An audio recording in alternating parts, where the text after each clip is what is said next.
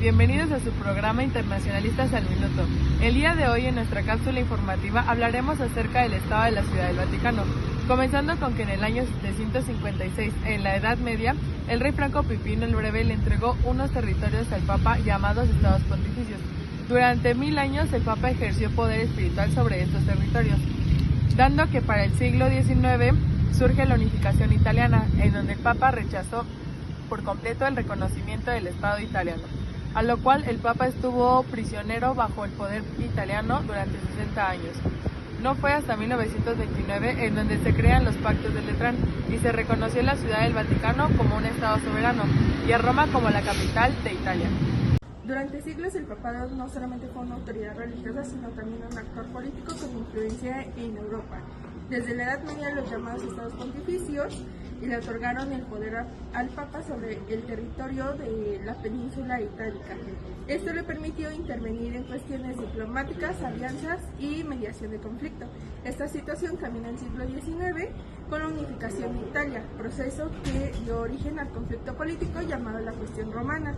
La resolución llegó en 1929 con la firma de Pactos de Letrán, el cual dio al Estado del Vaticano como una entidad soberana. Pero todo esto, ¿por qué el Vaticano se diferencia mucho de otros estados?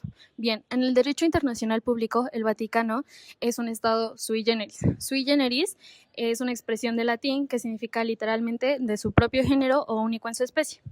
Esto significa que el Vaticano tiene 3 pilares esenciales para ser llamado sui generis.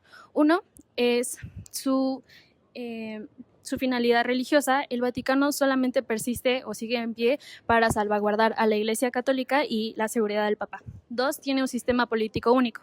Esto significa que tiene un sistema monárquico absoluto teocrático. El jefe del Estado es el Papa, teniendo poder en lo legislativo, ejecutivo y judicial.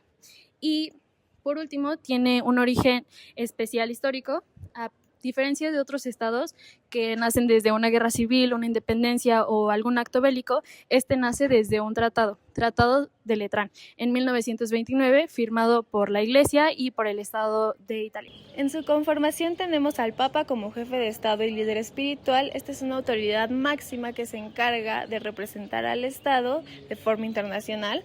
También nombra a los funcionarios de la Curia Romana y a los del Consejo Cardenalicio.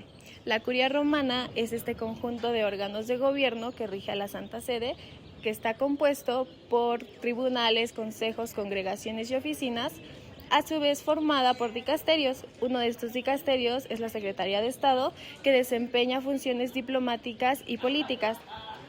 El Colegio Cardenalicio es este cuerpo de alto rango en la Iglesia Católica, compuesto por cardenales que son elegidos por el Papa.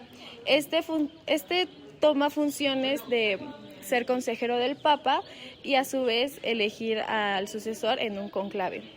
Su territorio es aproximadamente 44 hectáreas en Roma, Italia. Su población es aproximadamente 800 habitantes. Esta población es una población funcional. Su gobierno, pues ya sabemos, una monarquía absoluta, y su reconocimiento lo tenemos en estas relaciones diplomáticas con al menos 184 países. La estructura del Estado del Vaticano es bastante particular en el derecho internacional debido a que es una monarquía absoluta electiva. Es así por 3 puntos. Monarquía porque tiene un gobernador, en este caso sería el Papa. Absoluta porque este mismo tiene poder sobre todo el Estado, o sea, es la autoridad máxima. Y electivo porque no es un poder que pueda ser heredado, tiene que ser otorgado.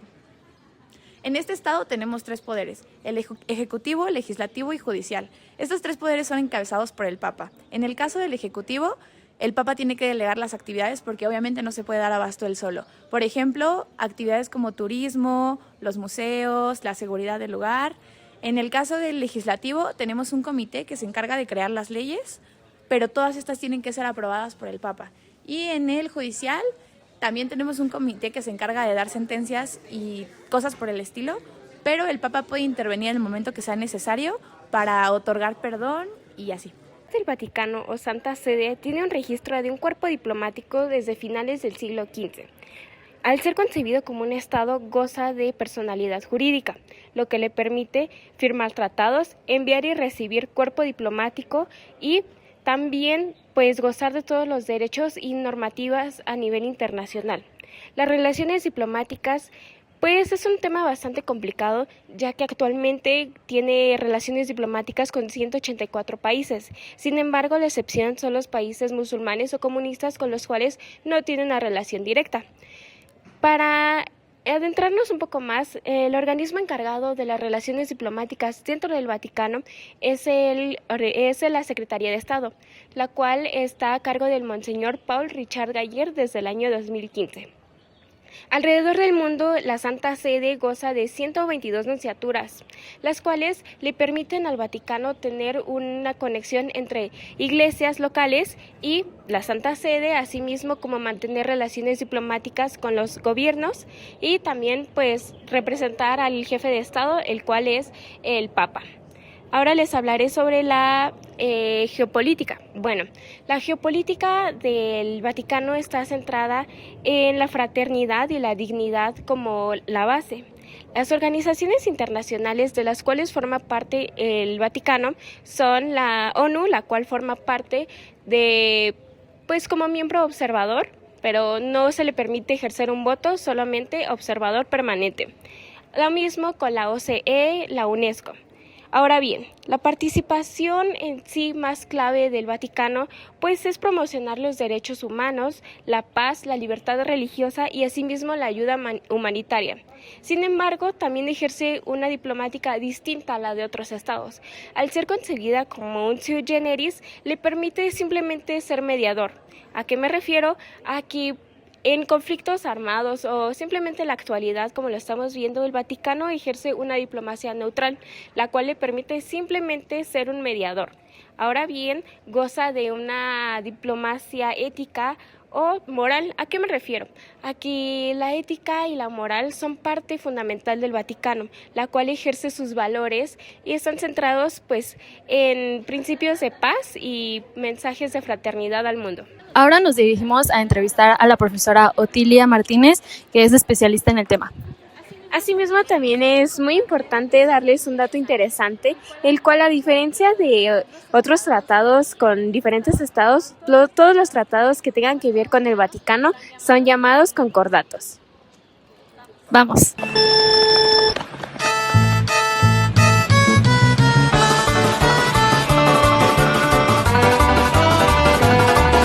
Ahora nos encontramos con la profesora Otilia Martínez, que nos dio la oportunidad de poder profundizar más en el tema.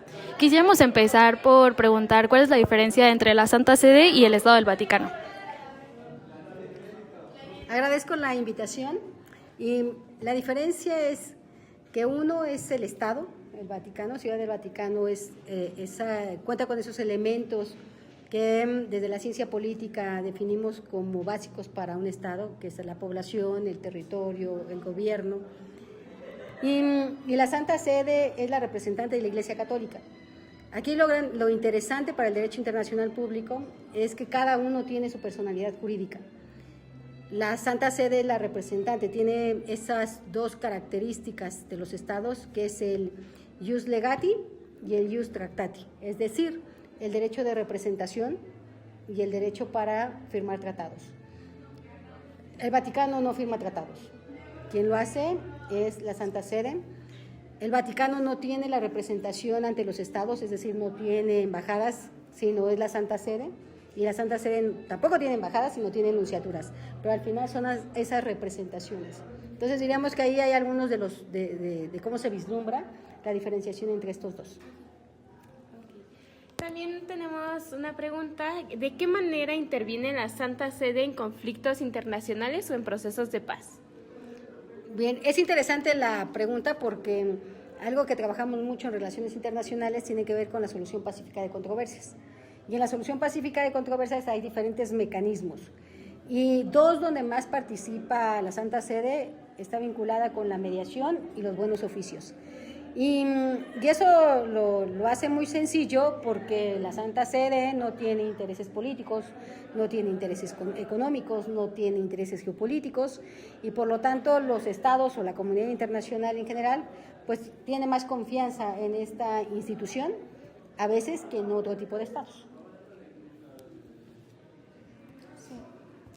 Sí. Y ¿Por qué el Vaticano es considerado un sujeto del sui generis dentro del derecho internacional y qué implicaciones tiene esto para la teoría del Estado? Gracias. La parte de los sui generis, que significa característico, es porque el Vaticano y la Santa Sede, primero, hablamos hace un momento de esa duplicidad como sujeto de derecho internacional, esa doble personalidad jurídica. Lo segundo es que es un Estado extraño. Digo, nosotros conocemos a 193 estados con ese territorio definido, con esa población, con ese gobierno, con esa soberanía. El detalle con Ciudad del Vaticano es que es un territorio de menos de medio kilómetro, con población que no es natural del Vaticano, porque en el Vaticano no hay nacimientos o muy pocos, con un gobierno en donde a la cabeza está un líder espiritual y con una soberanía que más bien la detenta la Santa Sede y no el propio Vaticano. Entonces, esas partes que son o esas características que son tan especiales, lo dotan de los sui generis. Normalmente los estados no son así, y ahí es donde está la parte de la teoría del Estado. Pues el Estado, nosotros sabemos que para que sea como tal necesita una población, un territorio, un gobierno y una soberanía. El Vaticano y la Santa Sede lo tienen, pero de una manera distinta.